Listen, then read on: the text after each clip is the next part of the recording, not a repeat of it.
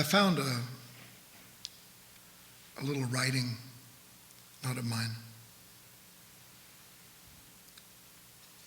that is going to set the stage for what we're going to explore together over the next 55 minutes. The style in which it's written is difficult,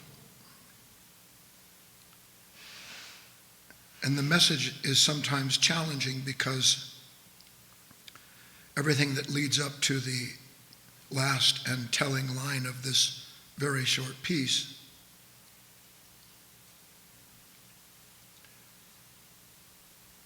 is something that, if we're honest about it as we listen to it, we can begin to see why it is that we don't yet have the abiding presence of something that is pure and true and good in us. Why, though we may profess to love what is divine, the Christ, as you might call it,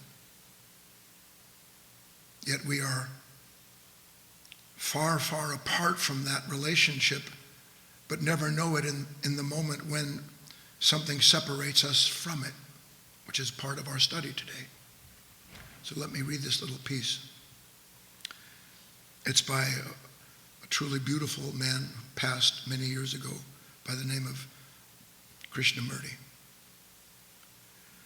The love that begetteth sorrow, the love that killeth the smile on an open face, the love that changeth from moment to moment, the love that's lonely in solitude, the love that's haughty and oppressive, the love that destroyeth the love for others, the love that binds and places a limitation, the love that's consumed with the fires of self, these thou shalt not taste if thou walkest with me.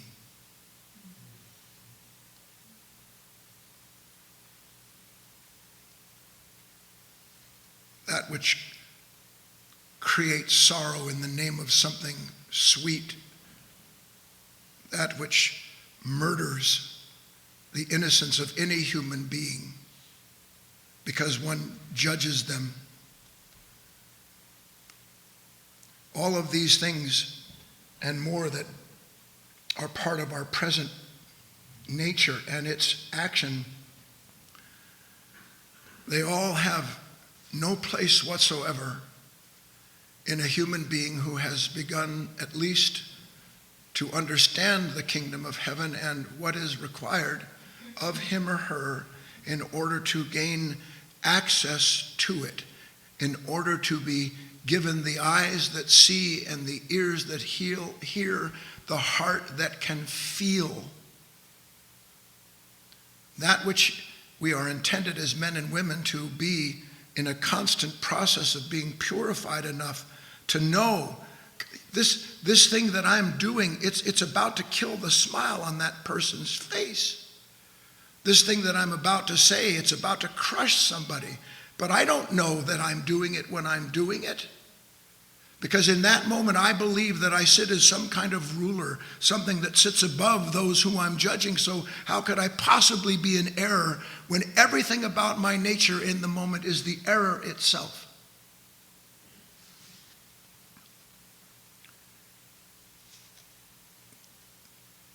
These negative states and their actions, thou shalt not taste if thou walkest with me.